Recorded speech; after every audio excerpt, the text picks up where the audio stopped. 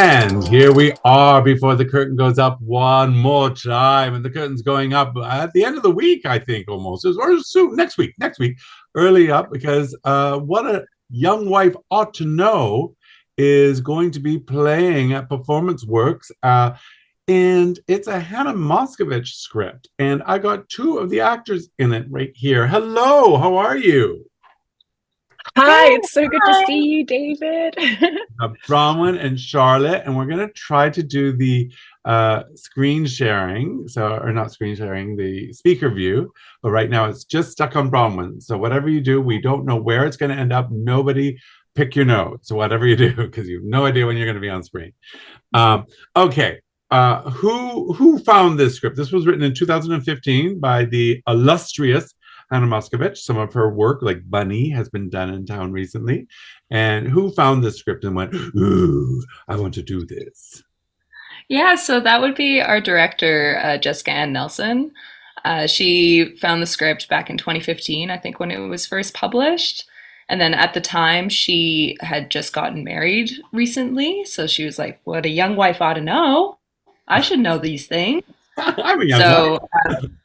I'm a young wife. Hey, that's me.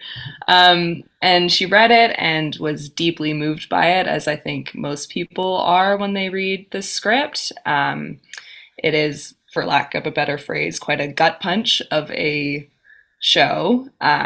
So she was deeply affected by it. And then I think, strangely enough, 9 months ago, which makes sense because this is all about giving birth.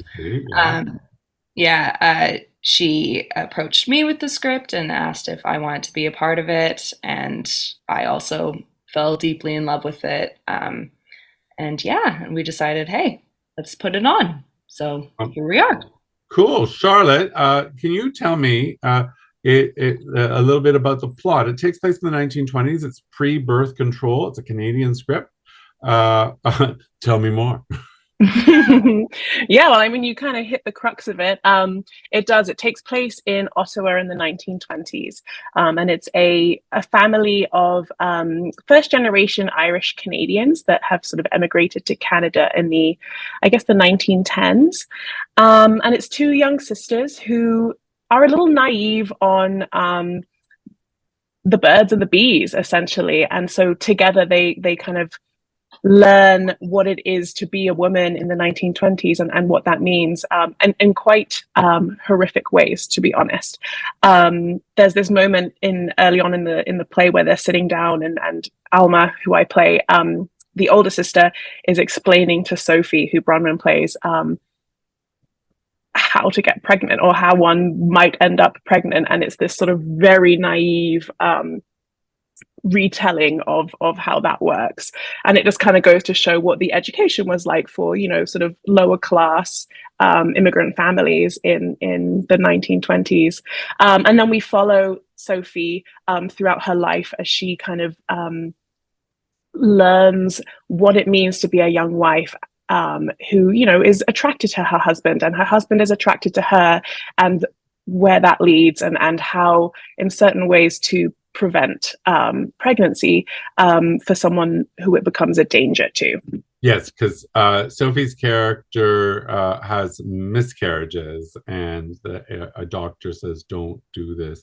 Now, I'm going to guess with Alma's character, we're going to find some humor because we're looking at it from the 21st century. So we're going, that's not how it works. But also we'll be horrified as well to kind of go, oh dear, that's really not how it works. Is that sort of the case? Yeah, I think there's there is some humor in their naivety and innocence, but also so much tragedy in that as well. And I definitely think, especially with the sisterly relationship, there are moments of lightheartedness and good humor, and everyone can relate to, well, most people can relate to having a sibling and that sort of sibling rivalry, jealousy, but also physicality as well. And you kind of fall in love with these two sisters a little bit. But yeah, the reality that they're in is not so lighthearted as it seems. And as soon as you kind of fall in love with this sisterly relationship, it kind of deteriorates a little bit. Takes a turn. It Oh, takes a pretty sharp turn. oh, it turns out she's a diamond smuggler and there's international spies. Absolutely. If only. I mean, I'm if personally, I think I'm born to play a diamond smuggler. So.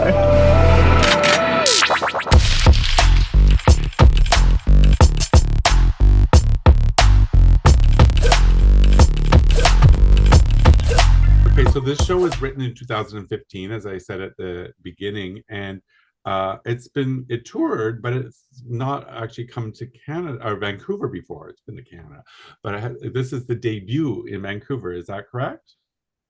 Yes, yeah, it toured to Coquitlam, I think, a few years ago, but I don't think there's ever been a band. That's Yeah. nothing. Yeah. Okay, so so now there's a sort of significance because birth control, actually, the fight for birth control for women sort of started in Vancouver, if I'm not mistaken, if my history is right. Tell me a little bit about that. Yeah, so the first birth control advocacy group in Canada was formed in Vancouver, I think actually in 1923, if I'm not mistaken. So almost exactly 100 years ago in this city. Yeah. Wow. And so that's kind of ironic that this play about birth control never played Yeah. in Vancouver. Yeah. Or you wait it to the 100th anniversary. You're like, no, don't do it now. Wait a couple more years. I think what's really, really cool about this is I think originally when we kind of started our table work and talking about it, our focus and our thoughts were with sort of our sisters to the south, who a lot of their rights in terms of birth control and body autonomy have been stripped away from them, and it was this sort of call to action and raising of awareness for them. But on the other side of things, in Canada, we actually have a lot to celebrate with that, again, because it is 100 years of advocacy in Vancouver, but also because on our closing day, April 1st, birth control becomes free in Canada, which is something so huge to celebrate while also commiserating the loss of rights in the States. So this play is set 100 years ago. It was written 8 years ago, and yet it has never been more relevant than it is literally right now. It's that thing, we've talked about this on this program before, where just because you have a right doesn't mean you're going to keep that right. And the United States is quickly showing us that it's something that we need to keep reminding young people about. Like, yeah, you feel all comfy, cozy now, but someone's working to take that away from you. Yeah. Ain't that the truth? Bronwyn, so your character Sophie falls in love. Now, does she falls in love with a farmhand, but is it outside of her class, or is that like, is it a forbidden love? Is it like Romeo and Juliet? Is he a Capulet,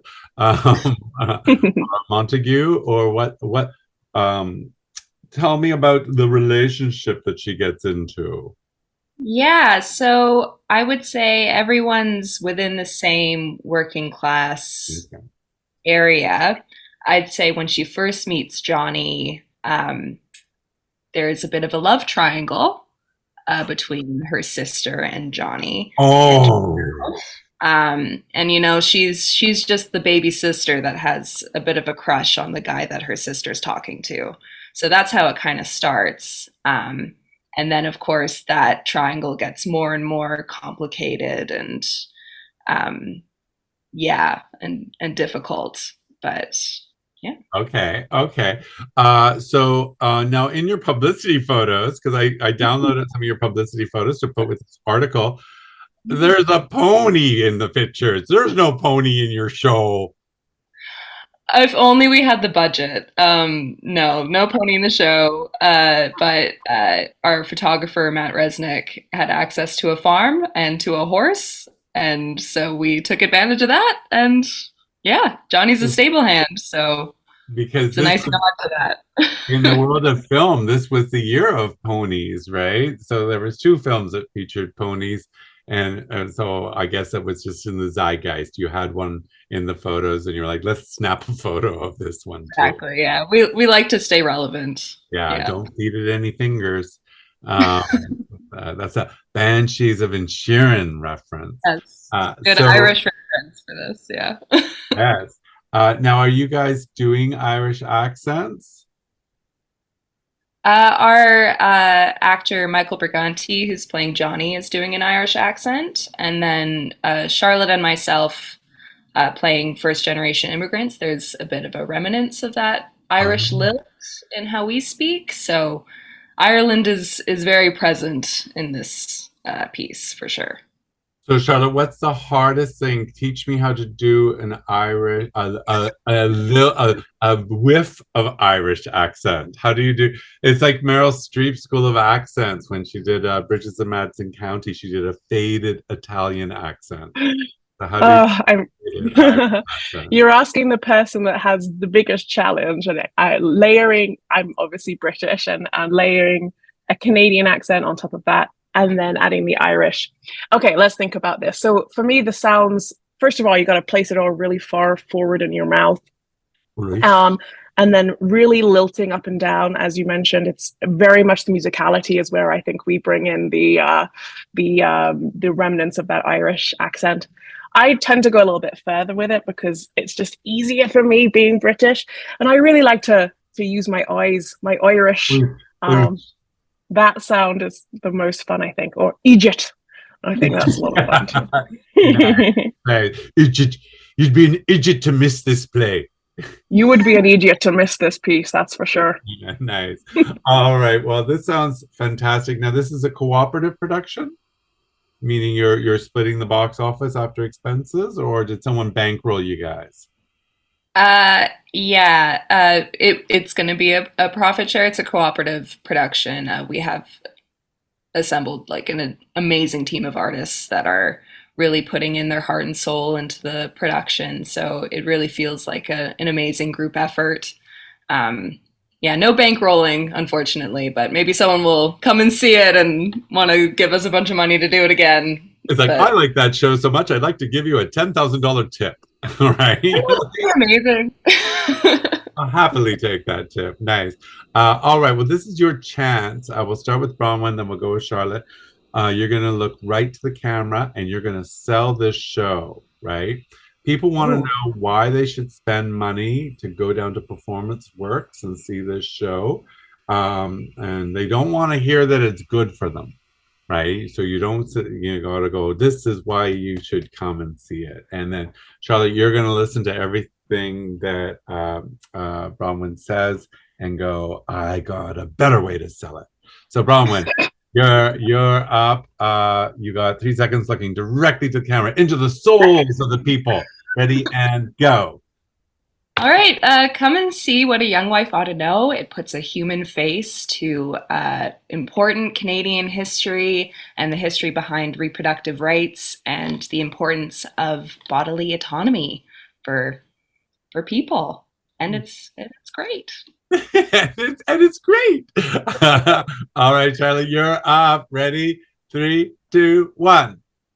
Come and see What a Young Wife Ought to Know. We will not make you feel comfortable in the theatre. You will feel very uncomfortable. But you know what? Sometimes that's what you got to do when you go to see a show. Nice. I knew you'd one up me. No.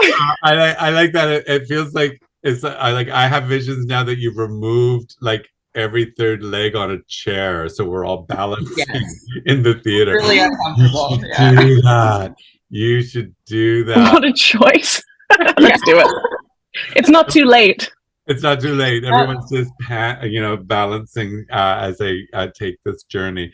Well, it's been delightful talking with you two. Thank you so much. I look forward to the show because, even though I'm not a young wife, there's some things I ought to know. Thank you guys so much. Thank you so much, David. Nice to see you. Bye.